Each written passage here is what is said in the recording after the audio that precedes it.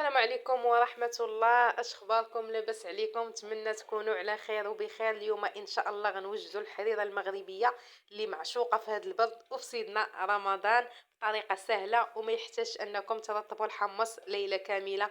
تهيتوا الحريره ويلا نوجدوها. كناخذوا طنجره وكناخذ الحمص ديالي، كنقيه مزيان وكنغسلو بالطبع. راه كيف ما كتشوفوا الحمص راه باقي كامل، وكنوضعو في الطنجره وكنضيف ليه الماء طايب اللي يكون طالق السبوله، وكنسد عليه الطنجره وكنخليه على جنب يلطاب على بين ما وجدت المقادير ديال الحريره ديالي.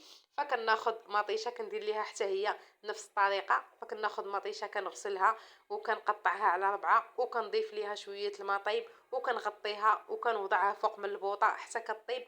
بهذه الطريقه كتجي مطيشه زوينه وسهله وكتجي حمراء، كتطلق ديك الحموريه ديالها.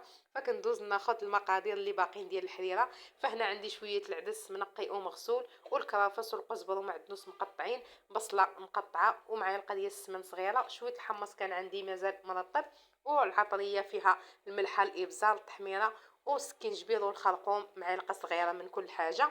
بالنسبه للبزار راه كنديروا نص معلقه. فهنا الحمص من بعد ما طاب فكنضيف ليه المقادير ديالي كاملين وكنضيف الماء طيب وكنسد على الطنجره ديالي وكنشعل عليها البوطه وكنخلي كل شيء يطيب حتى كنحس بهم طابوا مزيان. عاد كنطفي عليها البوطه وكنولي كناخذ مطيشه ديالي من بعد ما بردات وكنميكسيها مزيان بالميكسور حتى ما كتبقاش فيها ديك القشره ديالها. ومن بعد ملي كنحل الطنجره ديالي فهنا انا غنوريكم الحمص. راه صدقوني راه كيجي طيب، راه ما تخافوش منه انه يبقى قاصح او لا ما يكونش ملطاب، راه كيجي رطب وكيجي زوين. وهنايا خديت شويه الشعريه رقيقه وضفتها في الحريره ديالي، وخديت مطيشه وصفيتها في الصفايه باش نحيد ليها ديك القشور ديالها والزليعه ديالها.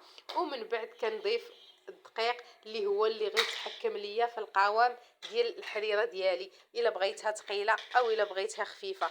فمعظم الناس كيبغيوها هكا ثقيله يعني في المقادير، وبعض الناس كيبغيوها تكون خفيفه بحال الشوربه. فاحنا المغاربه معروفين بالحريره، فكنخليها حتى كتجالب مزيان. عاد من بعد كنولي كنقدمها مع تميرات اولا مع بيضات مسلوقين. المهم التقديم كيبقى على حسب الذوق. الى عجبكم الفيديو ما تنساوش تدعموني وديروا لي لايك واشتراك وتفعيل الجرس باش يوصلكم كل جديد، وبالصحه والراحه.